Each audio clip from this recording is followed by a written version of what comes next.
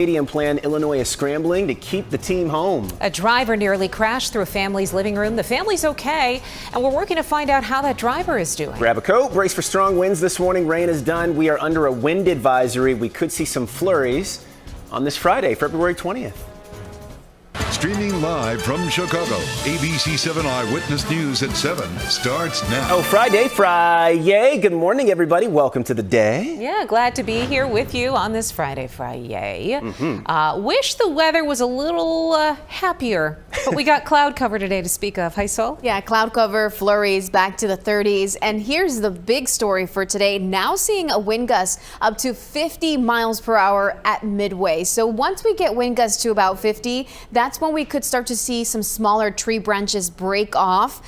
So I wouldn't be surprised if we saw some isolated power outages or some tree branches breaking here near the Midway area. Notice that a lot of us are seeing gusts between 45 and about 50 miles per hour. So very windy out there. Some light snow falling as well. It's very, very light, but snow falling. And we will continue to have some light patchy snow and chilly conditions today. Stephanie? No matter where you're coming from right now, heading into downtown, about a 35-minute trip that includes on the Kennedy, the Eisenhower, and Stevenson. On the Dan Ryan, about 30 minutes from 95th into downtown. No crashes on the expressways or the tollways at the moment, but we do have a crash in the suburbs. This is in Lombard North Avenue, just east of I-355, and we are seeing some delays on North Avenue. So just a heads up, expect crews to be in that area working to clear this two-vehicle crash. Another check in about 10 minutes. Back to you. Thank you, Stephanie. A deadline-driven duel for the Bears. Indiana pushing a plan that could clear the way for a new home in Hammond. Yeah, well, Illinois is trying to keep the team in state with a rescheduled committee hearing. Lisette Nunez is here with what's next and why this is not a done deal just yet. Lisette. Yeah, well, time is ticking for Illinois lawmakers to make a counteroffer to the Bears. This comes after Indiana advanced legislation that clears the way for the Bears to build a new stadium in Hammond. That bill is likely to pass Indiana's House by next week. The Bears called the move out of Indiana a meaningful step forward in efforts to build a stadium in the Wolf Lake area. The mayor of Hammond believes this is a win for Indiana and Bears fans across the Chicago area. Downtown Chicago or on the south side of Chicago, they should be applauding this move because we're going to be much closer to you, the fan, than if the Bears moved to Arlington Heights. However, Governor Pritzker says he was disappointed by the Bears' statement yesterday. Pritzker says 2 days ago his team and the Bears had a 3-hour positive discussion about plans in Illinois. I've been a Bears fan for a very long time, and I've wanted them to perform, stay, play here, continue to believe that that's the best thing for them. The mega project bill that was supposed to go before an Illinois House committee yesterday has since been rescheduled for next Thursday. State officials say they wanted to tweak it and they believe they are close to a deal on bringing the Bears to Arlington Heights. We'll see about that. Back to you. We shall. Lisette, thank you. A Harvey home hit hard overnight. A family says a driver lost control and slammed into their house. This is near 145th and Center Avenue. The driver was reportedly taken to the hospital. We're working to find out how they're doing as police investigate what led to the crash. The family tells us nobody inside the home is hurt. Thieves are making rounds and stealing ATMs again. Just got this video from 6 Penny Bit in the 5800 block of West Montrose. Surveillance video shows a crew of about 4 people carrying out that machine. The owner tells us this is happening more often. Unfortunately, we don't have enough police in this neighborhood, and this is free-for-all for everybody to come in and just break into businesses around this neighborhood. And it's been happening multiple times. You could look up the facts, and everybody's getting broken in. A short time later, and a couple miles away, police say thieves targeted the Corral House Bar and Grill and on Milwaukee. They also stole an ATM. Police have not said if these crimes are connected. A woman was randomly punched when she was walking in the Loop, and now police are looking for her attacker this morning. The victim asked that we name her only as Bridget, posted to TikTok moments after the assault on Tuesday morning. She says she was in the crosswalk at Washington and Clark when a man started yelling at her, and then he hit her in the back of the neck before running away. Bridget says she hasn't left her apartment since coming home from urgent care.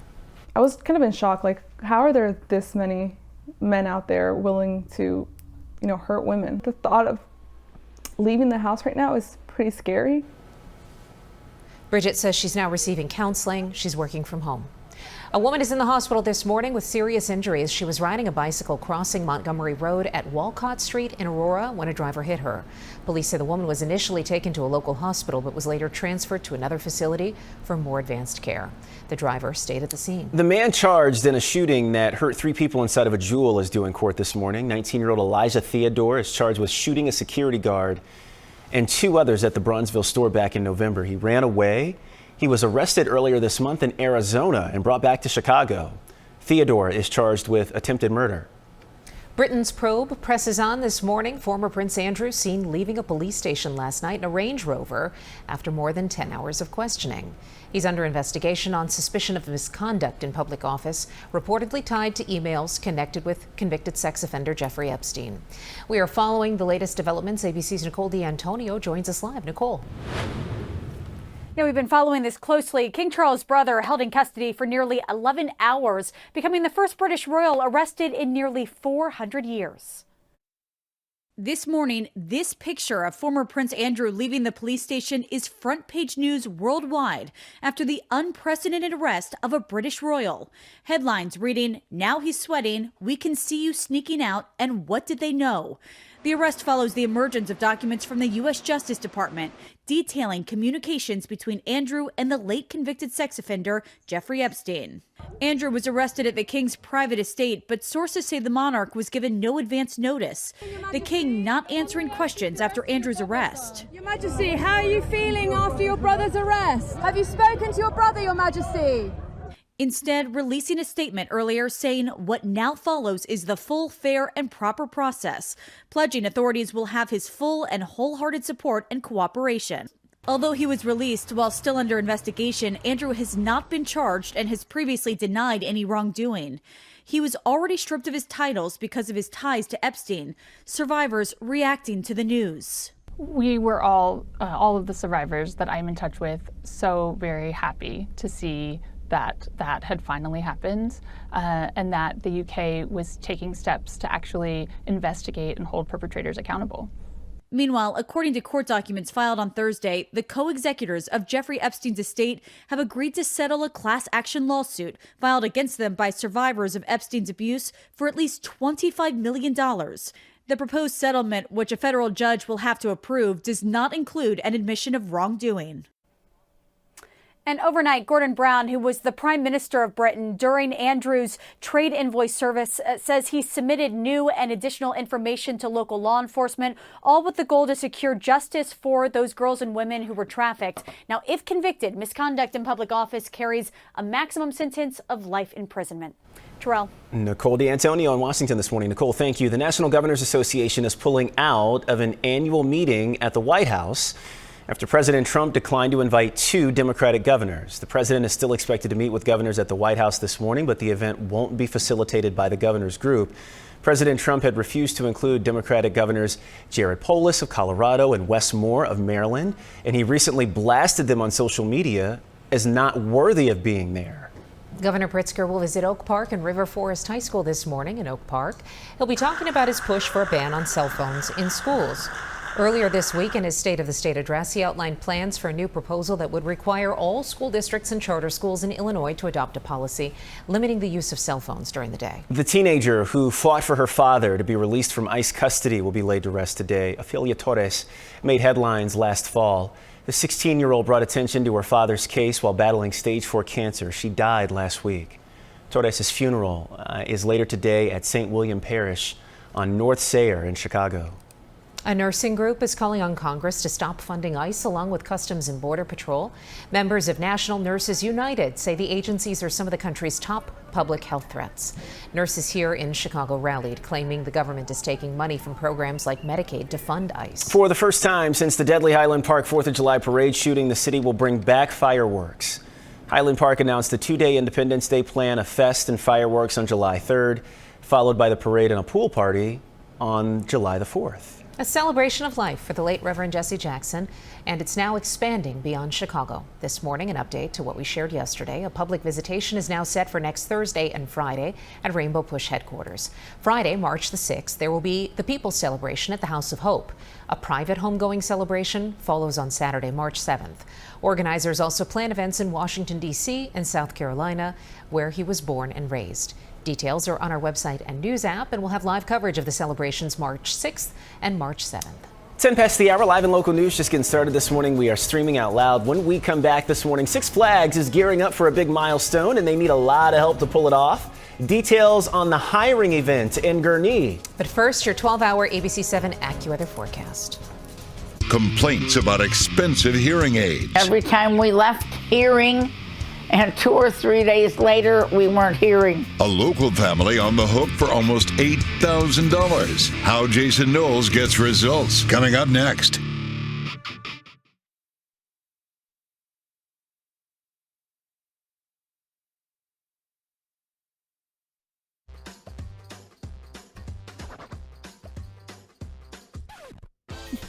Okay, this is McKinley. I need a mic check. Say your name and count to 10. McKinley, 1, 2. I need Christian. Christian, 1. Tyler, 1, 2, 3.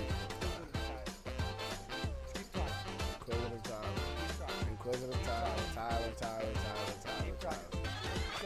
He's talking. He's talking. Keep talking. Count to 10. 1, 2, 3, 4, 5, 6, 7, 8, 9.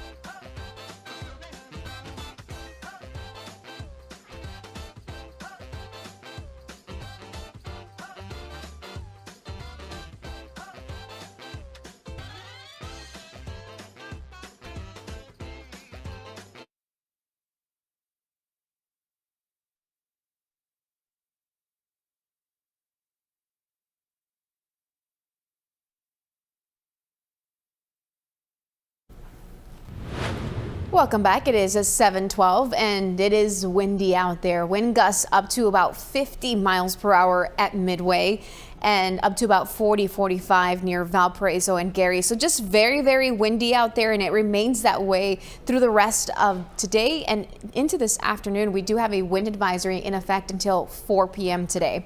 Temperatures right now close to freezing, if not below that. 31 degrees in Palatine, 32 in Oak Lawn, 32 in Joliet. Yorkville is at 29 and Crown Point is right at freezing. We do have some colder air pushing in, and there's this low pressure system swirling. This is the back end of the moisture that moves in this morning.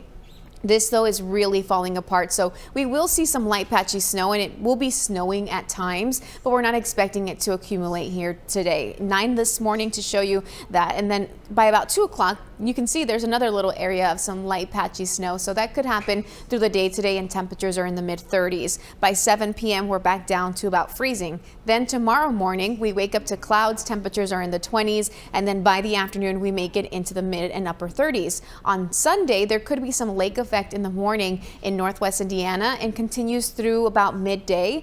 4 p.m. here to show you temperatures are close to freezing on Sunday. Overall, it is just a cloudy and colder weekend compared to where we have been the last several days. So it's chilly this weekend. It still stays chilly on Monday, and then we're in the 40s Tuesday, Wednesday, and Thursday. Stephanie?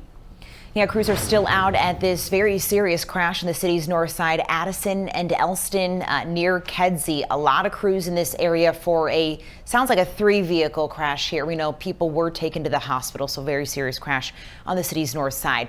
On our expressways, we just have some growing traffic, anywhere from 30 to 35 minutes to get into downtown right now. So some definitely heavy delays on our expressways. No crashes, though, here on the Tri-State, northbound Tri-State. We do have a crash on the exit ramp to the inbound Stevenson, so that exit ramp is at least partially blocked. And then our photographer, Paul Lashinsky, was able to find a stopped train.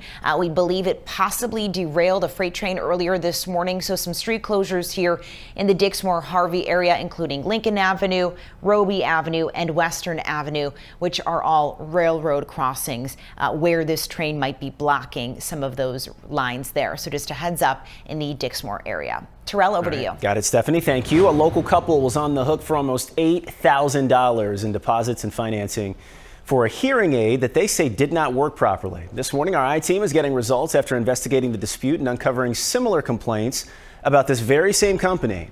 Consumer investigator Jason Knowles shares what he found. The West Suburban man says he thought he was making an investment to hear better. About $8,000 later, he claims his Miracle Ear hearing aid wasn't properly working. He and his wife say the company wouldn't take the product back and refund them, so they called the I-team. It makes me feel very sad. Barb and Walter Fuja of Carroll Stream thought Walter's hearing troubles would improve after getting this Miracle Ear. I told him my husband couldn't hear, that I wanted the best for him. They paid a $1,200 deposit, and they say Miracle Ear helped them finance another $6,765 through a third-party company. So then he put him in his ear, and he goes down the hall, and he says, "Do you hear me now?" And Wally said, "Yeah, I hear you now." But the Fujas say just weeks later, the hearing aids were not helping Walter's hearing. They take them in the back and they play with them a little bit and they bring them back out and they'll say, "How does that sound?" And it does usually sound a little better. After repeated visits, they say the hearing aids would work briefly, but then stop working again.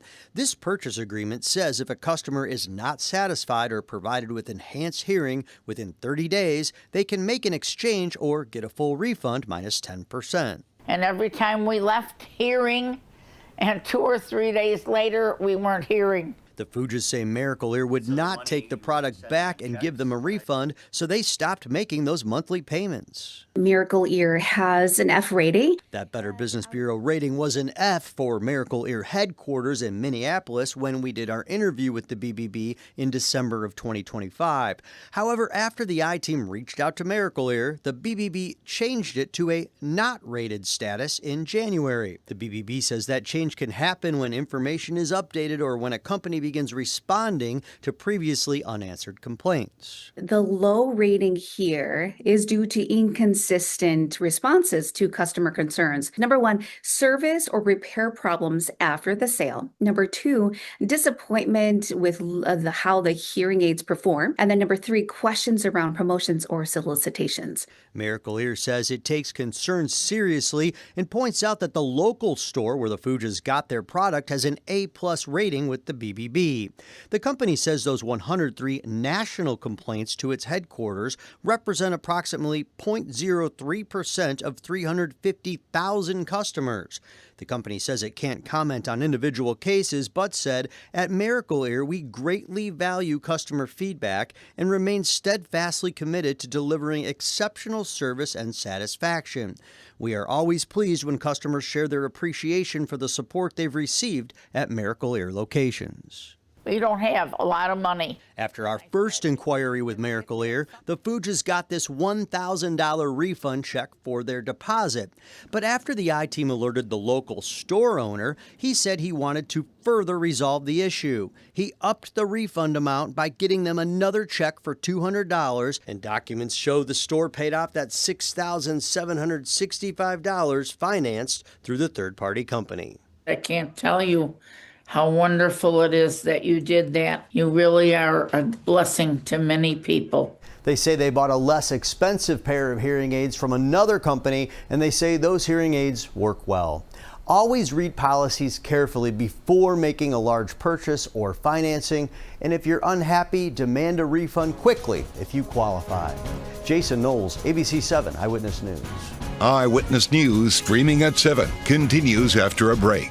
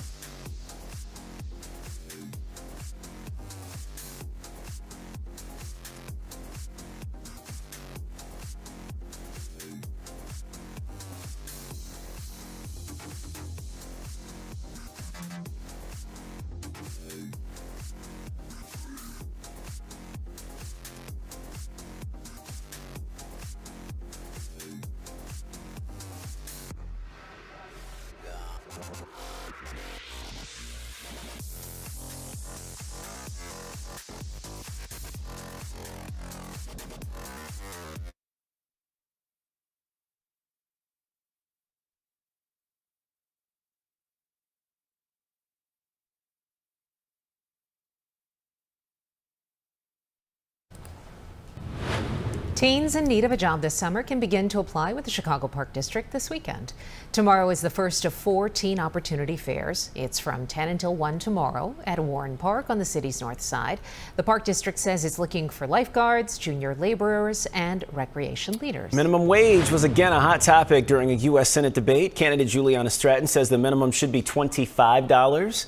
Raja Krishnamurthy and Robin Kelly support raising it to $17 an hour. Kelly says that she's spoken to dozens of small business owners. They have complained to me that they're concerned that if we raise it too fast, too quickly, that they'll go out of business. We want to make sure that we get as many young people into the workforce, into those entry-level jobs, and we don't want to have a wage too high that prevents them from getting that employment. The way that I will enact this type of legislation as I fight for it is I'll make sure that the business community is at the table. Is this what we signed up? Candidates are competing to replace retiring Senator Dick Durbin. WGN-TV hosted last night's debate.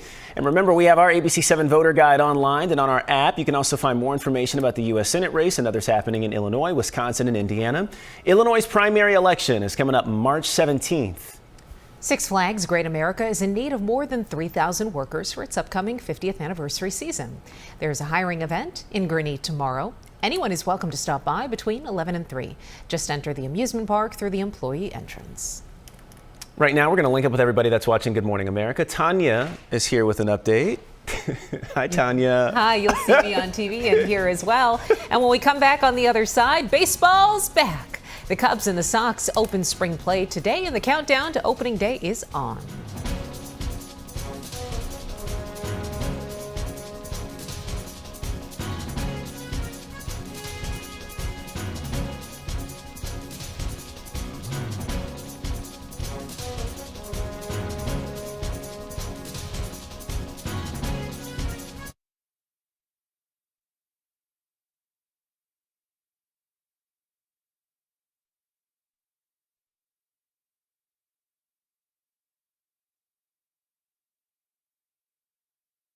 Now, an update from ABC7 Eyewitness News. Good morning. It is 7:23. I'm Tanya Babich. Thieves targeted 2 businesses overnight on the northwest side. Part of their crimes were caught on camera. Surveillance video shows a crew of about 4 people carrying out an ATM from 6 Penny near Montrose and Menard. The owner tells us this is happening more often.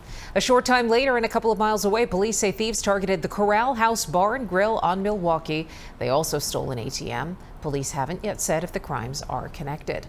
Let's get a check of the ABC7 AccuWeather forecast. Here's meteorologist Jaisol Martinez. Good morning. We have a wind advisory in effect until 4 p.m. today because take a look. Right now it is very windy, gusts between about 30 and at times up to 50 miles per hour. And that's what we're seeing right now at Midway. That is enough to break some small tree branches once we get our wind gusts above 45. A look here at the next 12 hours to show you the entire day is going to be windy. Temperatures are in the 30s, so that feels like temperature is going to be in the 20s. There will be some light patchy snow at times, but it won't amount to much. Then this upcoming weekend, we're looking at temperatures into the 30s both Saturday and Sunday with some cloudy skies. The chance to have a little bit of lake effect here on Sunday, and then the chance for lake effect again on Monday. Stephanie is back with a check on traffic after this break.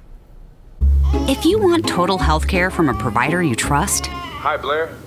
right in the palm of your hand, if you want soup, sweatpants, and zero in-person contact, if you want wellness wherever, our virtual primary care delivers with great website manner. No worries.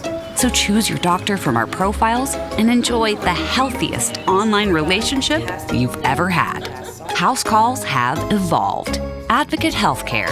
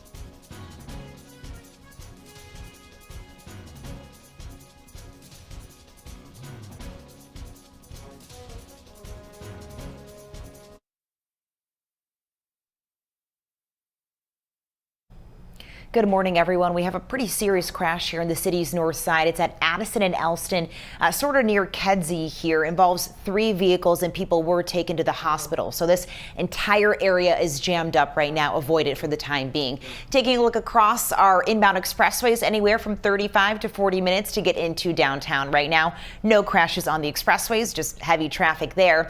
Take a look at our Tollway 1 camera. Northbound Tri-State, a semi-truck is crashed on the exit ramp here. This is to the inbound.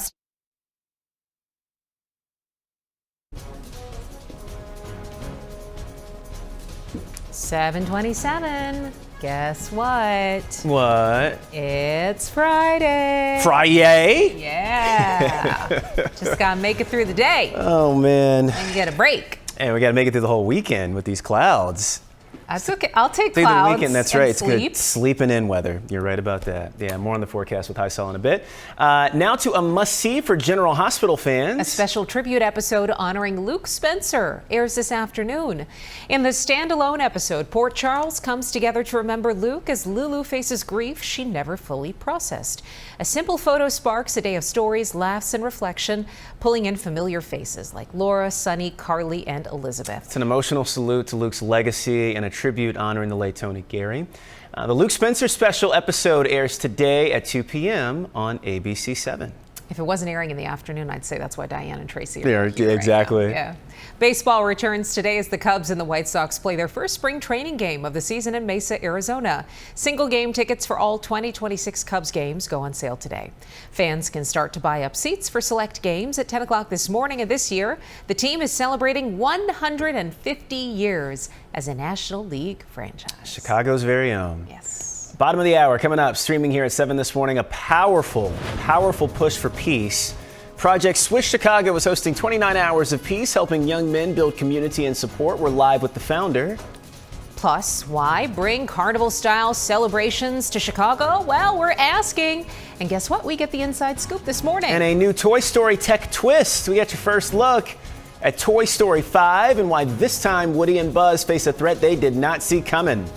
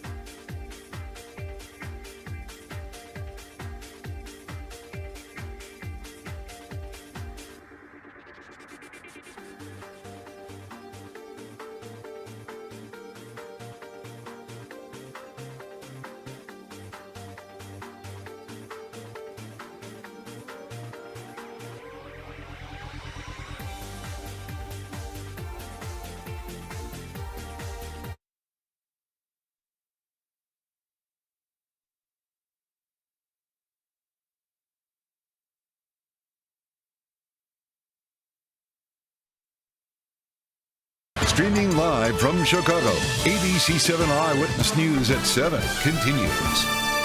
Good morning. Welcome back, everybody, on this Friday morning. So cloudy. Yeah. Very cloudy, very windy today. But it's Friday. Mm-hmm. It's Friday. Yeah. Yeah, and I'll take it. So we don't have a choice. Yeah, the winter jacket is needed here Yeah. today and really here for the next several days. Take a look here to show you that our temperatures will be into the mid-30s today. We have a little bit of some light snow, and then as we head into this upcoming weekend, we keep the clouds around and temperatures will be in the 30s, staying on the chilly side as we kick off next week. Stephanie? Definitely getting busier out there. Now about 40 minutes to get into downtown, but which is typical for your Friday morning commute, about 7:30 right now. No crashes on the expressways, however. On the tollways, we do have a crash. This is northbound Tri-State, the exit ramp. Take a look at our Tollway 1 camera here. It is off maybe off on the shoulder. So this is heading to the inbound Stevenson, not blocking any lane of traffic, but just a heads up, it is there. Got it. All right. Appreciate it, Stephanie. This morning we're talking about Playtime getting a tech upgrade. We're getting our first look at the trailer for Toy Story 5. I want to talk to you, device. Please, call me Lily. Me and the toys have been working all summer to try and get Bonnie to make friends. Yeah. Right. Woody, Buzz, and the entire Toy Story gang face a new fear, becoming obsolete in the digital age. Toy Story 5 hits theaters June 19th. It's from Pixar, owned by Disney, the parent company of ABC7. Do you think toys are really obsolete? I mean, I think there's room for everything. And I guess as the resident parent, I was going to say, you would know more than any of us. Well, I mean, I have a 6-year-old and she totally loves her screen time. But like yesterday, she came home from school, sat down at the piano. She knew she had to do 15 minutes of practice. And then she had to do her homework. And then she was like, Mama, now can I play Prodigy? And then she's got a timer set on her iPad and she does that, and eventually I kick her off. And she is extremely well behaved. I don't think she's the normal child. Like, she is just an angel girl. Well, I wouldn't go that far. Steph got to hang out with her last Sunday after we did Pilates. That's yeah, cool. but she loves analog things too. Like the kid is constantly drawing and she loves Uno. That's her thing with her dad. They play Uno before bed every night. So I think it depends on the age group too, right? Yeah, it also depends on the parental discipline in terms of like, are you disciplined enough for yourself to not take the convenient way of just like, I mean, listen, I have done it. Like, get on a screen and stop talking to me for a minute so I can relax. Yeah. It's a tool. Right. It's on parenting, I think. It's a tool. It's a tool. Yeah. So, believe it or not, YouTube is now 21 years old. It was founded back in 2005. And its first ever upload, Me at the Zoo. This was the first ever? Yeah. Okay, this is cool. Yeah. 382 million views. It's now been acquired by London's Victoria and Albert Museum. The V&A also rebuilt an early YouTube webpage experience from late 2006. So the video that started it is officially in a museum. Should a museum preserve internet history like YouTube and memes? Yes. Yeah, why not? Yes. Yeah, it's totally a part of it. Memes are iconic. They're always used, you know? What's crazy is that we went from Me at the Zoo to now people having full on shows. Living. That's how they make a living. Get ready with me. How many of those videos do I was spooning my 13-year-old on the couch yesterday. We were just watching TikTok videos, just like mindlessly scrolling. And the stuff that they watch is absolutely ridiculous. Crazy, and then there's so much. I've seen some Instagram stories that are making fun of like people who just watch YouTube, right? But then these people also know so much because they're watching the most random things about information overload. Yeah, you get. I often ask my husband like, how did you know that? He's like, I don't know, I ran YouTube. Just history and facts. It just. I look up stuff all the time that I don't know how to do. Yeah, like, I mean, any number of things. I'm sure if you looked at my history, it'd probably be pretty embarrassing. It's a tool. Yeah, but it is, you know, if Drano isn't unclogging my sink, all right, teach me how to do the thing by myself. Yes. Yeah. Hey, now Dunkin' Donuts is leaning into a quirky freebie. So today the brand is doing a single glove giveaway. Okay. Limited 1 glove promo at participating locations while supplies last. The kind of giveaway that's funny. Half practical, half punchline. And it's already got people asking, would you actually wear just 1 glove? People do it all the time because they can't scroll if it doesn't have the technology, like the threads in it, so that you can use your phone. I legit wear 1 glove and like so that I can scroll, use my phone right? while Use your phone. walking. Yeah. Or you got the 1 finger free. Or I do it like when I'm out shopping, where I'm holding the bag on one hand, but I didn't want to put both gloves on because I'm just gonna go to the next store. Right. But I'm holding the bag and my hand's freezing, so I put the glove on one hand. And I don't like the feeling of gloves. Yeah. Just like I don't like the feeling of socks. Oh gosh. Like, I want my feet to be free. Oh, I want my hands on my free feet the dogs. to be free. Right. Love socks, and I need socks. You sleep in socks, I sleep, which is I can't do that. I cannot. Yep, sleeping under socks and underwear. Anyway. Read the dogs. Socks and underwear. Stream it out loud. Thank goodness for the second part. We'll get a break here. We're back with more in 90 seconds. Hang on. Friday.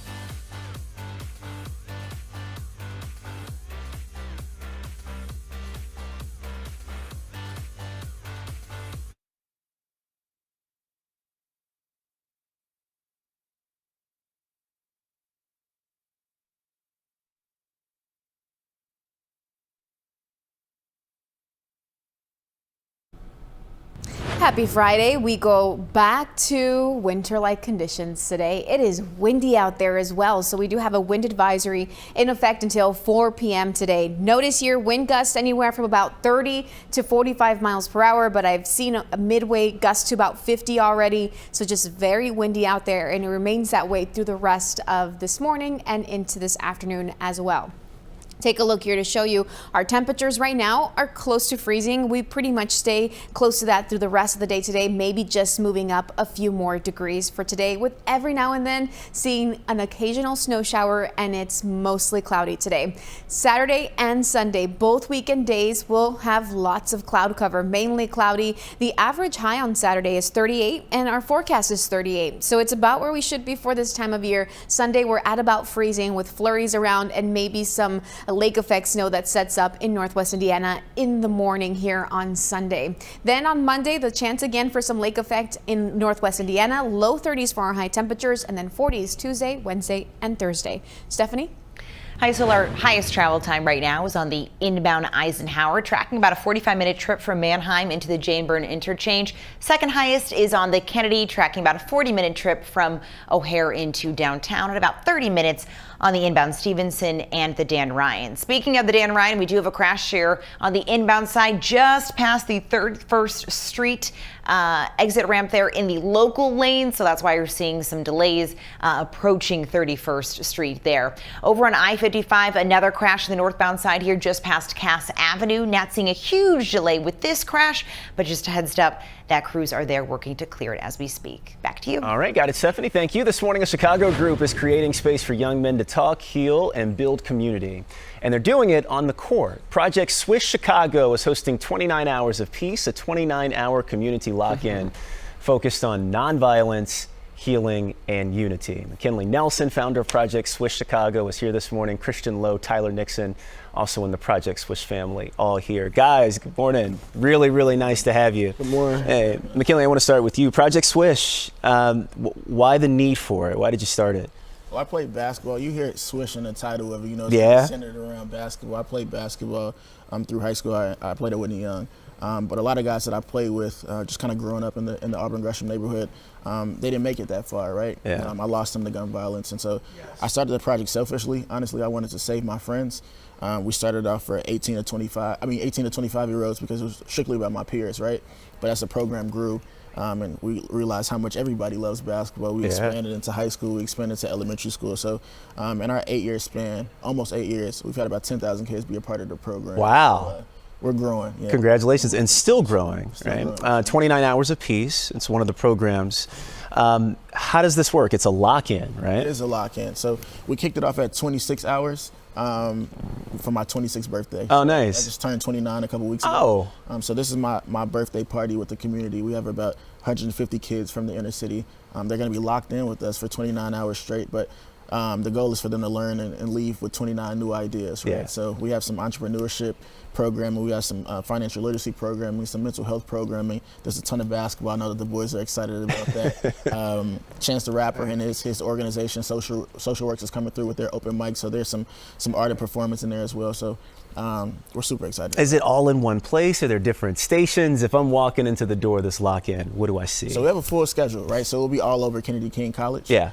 There's a couple of buildings that they gave us access to. So we'll be in the theater, we'll be in some of the meeting rooms, we've been in some of the classrooms, we'll be in the gym, so we'll be all over. Christian, Tyler, I know you guys are a part of this. Why did you guys get involved in Project Swish? So I got involved, it was like I was at Ogden Park.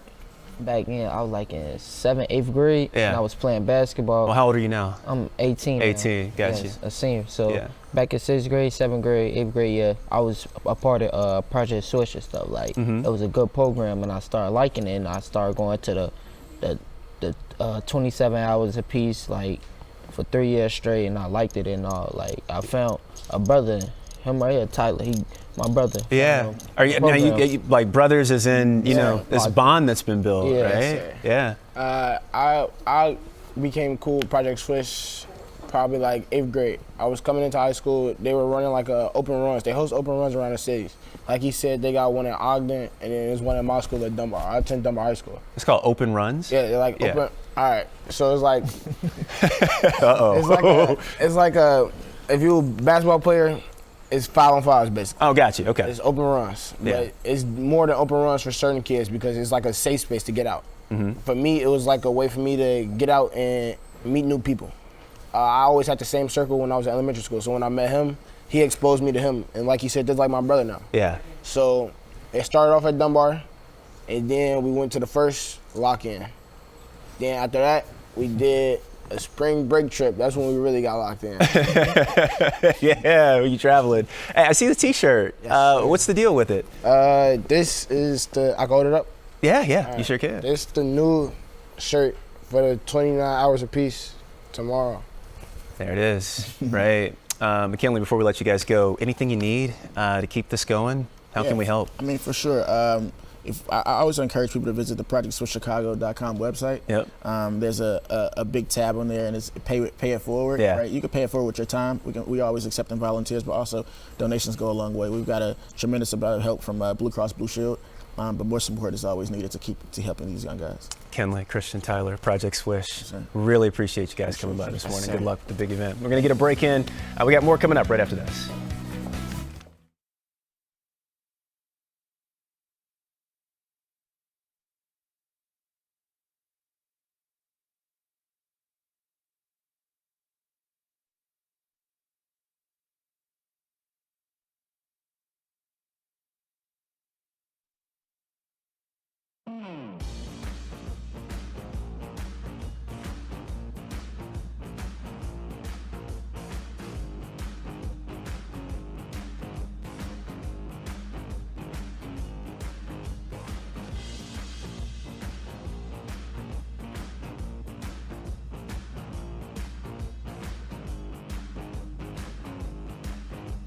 As they model. As they model.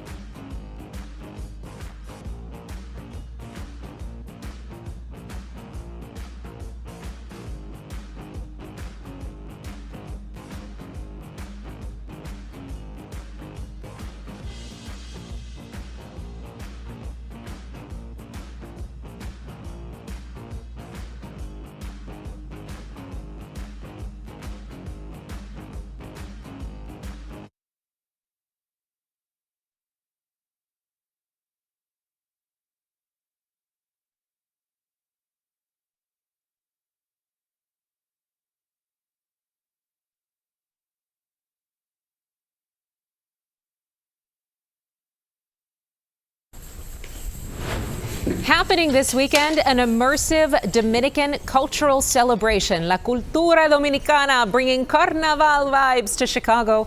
And here with a preview is Mercedes Feliz Matos, CEO of the Next Chapter Foundation. Thank you so much, Mercedes, for being here. Good morning, and thank you so much. Thank you so much for this opportunity. Well, why is it so important to bring that spirit of carnival and the event itself to the city of Chicago? It is extremely important because it's part of our identity, it's who we are.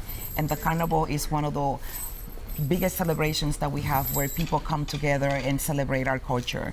So a lot of people don't have the opportunity to go back to the country for different reasons. And to have it here is just something that we have always wanted to do, to have it here in Chicago, where not only the Dominicans, but other cultures can celebrate it also. Tell me a little bit about the celebration itself. What is it that we're seeing on the screen here? Such beautiful costumes, the dances as well. Yes, as you can see, the whole month in February is just full of carnival. And every province and every we were said that every town has their own custom and have their own mask and their own traditions through the whole month of February, and then also extends into March. A fun fact, the bachata and merengue, they both come from La República Dominicana. Yes. It's part of our identity. And will that dance be featured in your celebrations? Absolutely. We are going to have bachata, we are going to have merengue, we are going to have salsa, and of course we are going to have a night full of carnival. Okay. What are we have some guests that are here with you as well. Yes, Can we bring them in, please? We'd love to see them. So a quick note for you, the Dominican Independence Day is February 27th, and so that's why during the month of February we celebrate Dominican culture? It is. The whole month, as we said, is the celebration, but the Dominican Independence celebration is on the 27th. And so who is this that we have here? Well, here we have the lechon, and the lechon is from Santiago. The unique thing about the lechon is that it's one of the most emblematic figures of carnival in the northern region of the Dominican Republic, especially in the city of Santiago. The lechon emerged in the 19th and the 20th century, and today is one of the most important figures of the Carnival of Santiago. Wonderful. What beautiful costume. I want to make sure we get everybody in, so let's bring out our second guest now. I love the colors. I love the jingle of the bells on the costume. That's part of the carnival. And coming out now, ooh. Now we have the Diablo Cojuelo. It's a signature figure from the Providence of La Vega, also located in the northern region of the Dominican Republic. The mask symbolizes the demonic element in the struggle between the good and the evil. Wonderful. And we have two more beautiful guests who are here today. We talked a little bit about dance, and who do we have here? Yes, merengue, the heartbeat of the Dominican identity. Here you have true identity elements of the Dominican culture. The merengue, this musical genre, is deeply connected to all the festive events in the Dominican Republic. And it's more than music. It is part of our national identity and cultural expression. Oh, and what else? You know what else you see with all of these costumes? You see joy. Yes. You see joy. You see the elevation of a cultural community. And Mercedes and I were talking. When you are from a country that is perhaps not as well represented as some others in the Latino community in Chicago, I think there's so much value to teaching people about our countries and about where we're from. So what do you hope people learn about the Dominican community in Chicago through these festivals? We want people to know that we do celebrate the whole month of February with joy, with carnival, because a lot of people have no idea that we have carnival in the Dominican Republic. When people think about carnival, they think about Brazil and other countries, but not the Dominican Republic. And that for them to know that it's part of our identity. All right. From a different island, Celia Cruz said, La vida es un carnaval. La vida es un La carnaval. vida es un carnaval. And so that's what we celebrate today with our Dominican friends here in studio. Thank you so much, Mercedes, and to our guests. Thank you. For showing us a little bit of your culture. All right, quick break, you guys. We'll be right back. Eyewitness News, streaming at 7, continues after a break.